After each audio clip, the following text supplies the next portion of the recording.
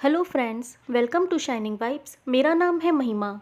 आज मैंने बनाई है स्वाद और पौष्टिकता से भरपूर सात्विक भोजन की थाली। आइए देखते हैं इसमें मैंने क्या क्या और कैसे बनाया है। तो आज मैंने इस भोजन की थाली में बनाया है बाजरे का खीचड़ा और पौष्टिकता से भरपूर मूंगफली के दही से बनी कड़ी। इसके लिए मैंने बाजरे को, ये लगभग 500 ग्राम बाजरा है, इसे मैंने पानी के छींटे देकर इसे मैं 10 मिनट के लिए ढक के रख दूंगी।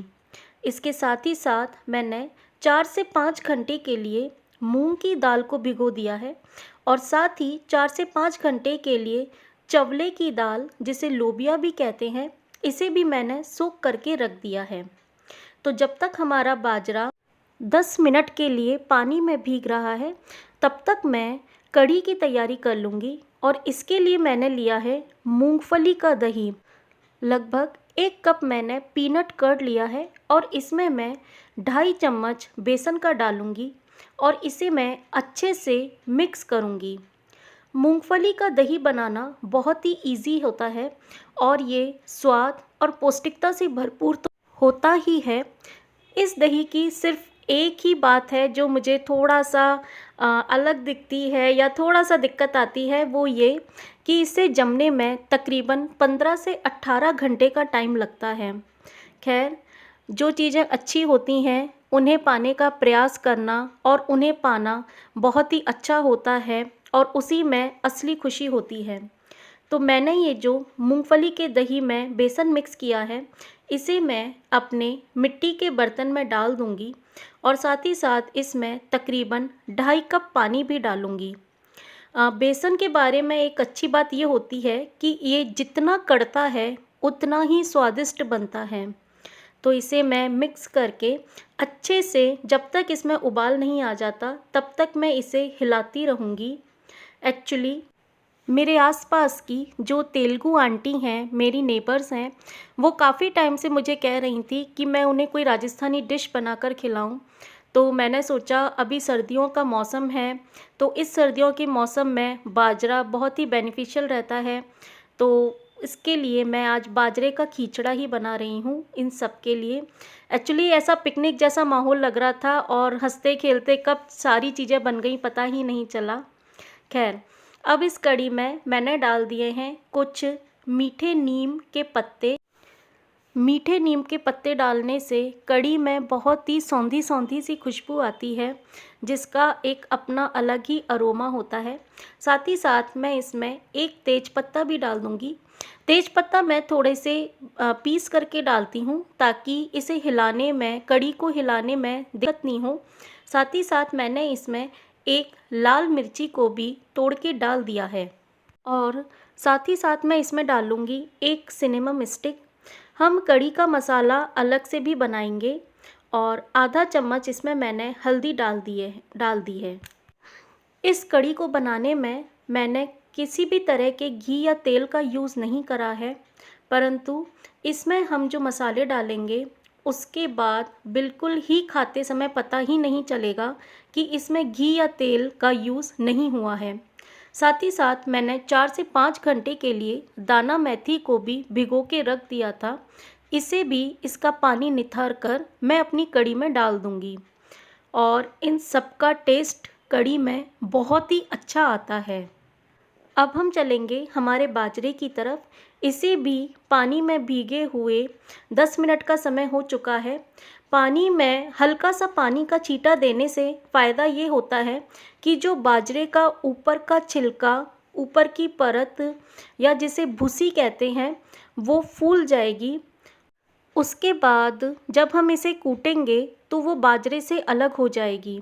वो भूसी को निकालना बहुत ज़रूरी होता है, इसके बिना बाजरे में टेस्ट नहीं आता। तो देखिए, मैं एक बड़े दस्ते में थोड़ा थोड़ा बाजरा लेकर इसे इस तरह से कूटूंगी। इस तरह से कूटने से इसका जो छिलका है वो बाजरे से अलग हो जाएगा। उसके बाद इसे छानना भी पड़ेगा और ये सबसे ज़्यादा मेहनत का काम है, इसी में सबसे ज़्यादा टाइम लगता है और आप देख सकते हैं कि धीरे धीरे धीरे करके इसे कूटने में बहुत ज़्यादा मेहनत लग रही है। हम सब मिलकर इसे बारी बारी से कूट रहे हैं, तो हंसते खेलते हुए कब ये बाजरा पिस गया, आई मीन कुट गया, पता ही नहीं चला। और सब बातें करते करते हंसते हुए बिल्कुल पिकनिक जैसा माहौल लग रहा था। जैसा हम गांव में देखते हैं कि सब लेडीज़ साथ में मिलजुल के काम करती हैं और काम कितनी जल्दी हो जाता है वो पता ही नहीं चलता है। ऐसे करके हमारा भी ये काम बहुत जल्दी हो गया। और ये इस तरह से बाजरा कूटने के बाद इस तरह से हमें उसके जो छिलके या भूसी होती है उसे अलग करना होता है। आप इसे किसी बड़े थाली या थाल में लेकर भी इस तरह से अलग कर सकते हैं इसे छान के।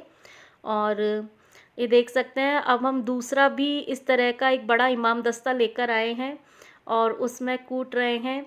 सबकी मेहनत इतना रंग लाई कि ये डिश बहुत ही ज़्यादा अच्छी बनकर तैयार हुई। बहुत ही मज़ा आया सबके साथ में खाना बनाने में। और ऐसा कहा भी जाता है ना कि अगर नेबर्स अच्छे हों तो उनके साथ हंसते खेलने में बहुत मज़ा आता है। टाइम का पता ही नहीं चलता, दिन कैसे निकल जाते हैं इसका भी कुछ पता नहीं चलता है। और इस तरह से धीरे धीरे करके हमने सारा बाजरा कूट लिया और उसे छानकर अलग भी कर लिया। सर्दियों के मौसम में वैसे भी बाजरा खाना बहुत अच्छा माना जाता है। और अब मैं अपनी कढ़ी के लिए भी साथ में कुछ तैयारी कर रही हूँ। इसके लिए मैंने एक छोटे से इमाम दस्ते में थोड़ी सी हरी मिर्ची और थोड़ी सी अदरक ली है। इसे भी मैं बिल्कुल अच्छे से कूट कर इसका पेस्ट बनाकर इसे अपनी कढ़ी में डाल दूँगी। कढ़ी पचने में थोड़ी भारी होती है, पर जब हम इसमें ये सारी चीज़ें डालते हैं तो वो डाइजेशन के लिए हल्की हो जाती है। और कढ़ी में धीरे धीरे उबाल आने लग गया है। अब साथ में मैं इसमें डाल दूँगी अपना अदरक और हरी मिर्ची का पेस्ट। कढ़ी में उबाल आने के बाद ही इसमें हम नमक डालेंगे। वैसे तो ये मूंगफली का दही है, तो मेरे ख्याल से ये नहीं फटना चाहिए, परंतु फिर भी उबाल आने के बाद ही मैंने इसमें नमक डाला था। अब कढ़ी के लिए मैं खड़े मसाले को भून कर तैयार कर रही हूँ। एक तरह से ये गरम मसाला आप कह सकते हैं। इसके लिए मैंने 1 चम्मच धनिया, 4 से थोड़ी सी काली मिर्ची, थोड़ी सी लौंग और छोटी सी एक सिनेमम स्टिक और साथ में 1 चम्मच तिल, इनको मैं एक पैन में भून लूँगी। मैं तिल को बाद में भूनूँगी क्योंकि तिल बहुत जल्दी चटकने लग जाते हैं भुन के। तो मैं पहले ये सारी चीज़ें भूनूँगी और जब उनकी सौंधी सौंधी खुशबू आने लग जाएगी भुनने पर, उसके बाद ही मैं तिल को इसमें डालूँगी। और इनको भी जब हम पीस कर कूट कर अपनी कढ़ी में डालेंगे तो बहुत ही एक अच्छा अरोमा आएगा। और बहुत अच्छा अरोमा आया था। और हमारे पूरे सबके बालकनी में मैं ये बना रही हूँ खाना और बहुत अच्छे से इसका अरोमा चारों तरफ फैल गया था कि इवन हमारे नीचे जो नेबर रहती हैं वो आंटी भी ऊपर आकर पूछ रही थी कि क्या बन रहा है, इतने सबकी हंसने की आवाज़ आ रही है। तो सच में यार बहुत मज़ा आ रहा था, बहुत इन्जॉय किया इस दिन को मैंने। और ये मेरे सारे खड़े मसाले भुन गए हैं। अब इनको मैं एक प्लेट में लेके ठंडा कर लूँगी। और आज मैं किसी भी तरह इलेक्ट्रिक आइटम का यूज़ नहीं करूँगी, जैसे कि मिक्सी या हैंड ब्लेंडर जैसे। इन्हें मैं इमाम दस्ते में ही हाथ से कूटूँगी। और इस ये बहुत जल्दी कुट जाते हैं क्योंकि ये भुने हुए हैं, मतलब इनका जो मॉइस्चर है वो बिल्कुल निकल चुका है। और 2 मिनट में ही ये बिल्कुल आराम से कुटकर एकदम पाउडर हो जाएंगे। और थोड़ा सा तिल है जिन्हें कूटने में मतलब जिन्हें पाउडर होने में थोड़ा सा टाइम लग सकता है, या तो वो पूरे तरह से पाउडर नहीं होंगे, पर कोई दिक्कत वाली बात नहीं है। ये बिल्कुल पाउडर होके अच्छे से, और इन्हें मैंने कढ़ी में डाल दिया है। और कुटते समय ही इनकी इतनी अच्छी अरोमा आ रही थी, और कढ़ी में डलने के बाद इसका जो टेस्ट आया था कढ़ी का, बहुत ही सौंधा सौंधा, बहुत ही अच्छा टेस्ट आया था। और कढ़ी में अब बहुत अच्छे से उबाल भी आ गया है, तो अब इसमें मैं नमक भी डाल दूँगी। और ये हमारा पूरा जो बाजरा है वो अच्छे से मम्मी ने उसमें से जो भूसी होती है उसे बिल्कुल अलग कर दिया है। और ये हमारा बाजरा बिल्कुल रेडी है अब बनने के लिए। और आप देख सकते हैं कि बाजरे को कूटने के बाद, छानने के बाद इस तरह से इसकी भूसी निकलती है। ये बाजरे की ऊपरी लेयर होती है।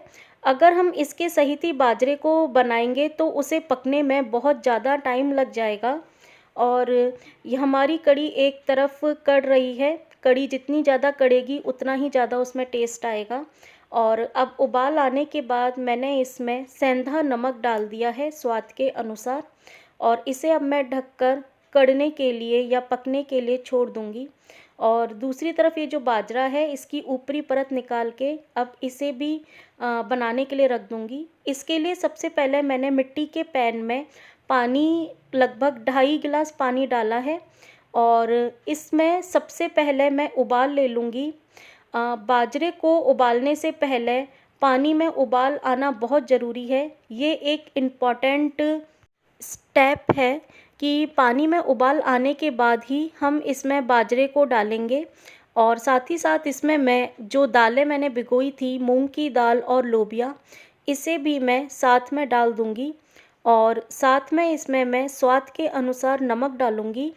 और इसे मैं ढक के रख दूंगी, परंतु हर 1 से 2 मिनट में इसे चलाना बहुत ज़रूरी है क्योंकि बाजरा नीचे लग सकता है।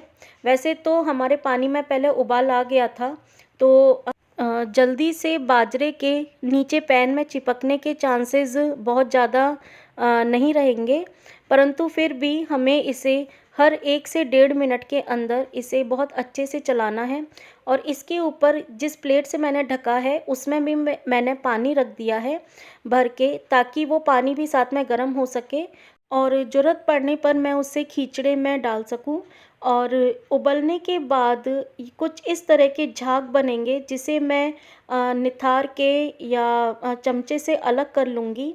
और आप देख सकते हैं कि खींचड़े में बहुत अच्छा बॉईल आ रहा है और ये काफ़ी गाढ़ा हो गया है। तो अब इस प्लेट में पानी रखने का फ़ायदा ये होगा कि इस प्लेट का पानी भी गर्म हो जाएगा। और हमें खींचड़े में हमेशा गर्म पानी ही डालना है ताकि उसका टेम्परेचर मेंटेन रह सके। और इसे कंटिन्यूसली हर 1 से 2 मिनट में हम चलाते रहेंगे। और फ्रेंड्स, तकरीबन 1 से सवा घंटा लग गया था इसे पकने में, परंतु जो बात मैंने आपको बताई कि हंसते बोलते समय टाइम का पता ही नहीं चला। और ये देखिए, लगभग सवा घंटे बाद ये मेरा बाजरा और दाल पूरी तरह से बनकर तैयार है, जिसे हम खींचड़ा कहते हैं। इसे मैं थोड़ा सा हाथ की रई होती है, मैं उससे इसे अच्छे से घोट दूंगी खींचड़े को, ताकि ये अच्छे से इसके दाने जो हैं वो और अच्छे से घुट सकें। जितना ज़्यादा खींचड़ा घुटा हुआ रहेगा या जितना ज़्यादा वो मिक्स होकर रहेगा दाल और बाजरा, उतना ही ज़्यादा इसमें टेस्ट आएगा। और ये देखिए, ये हो गई हमारी आज की सात्विक थाली तैयार।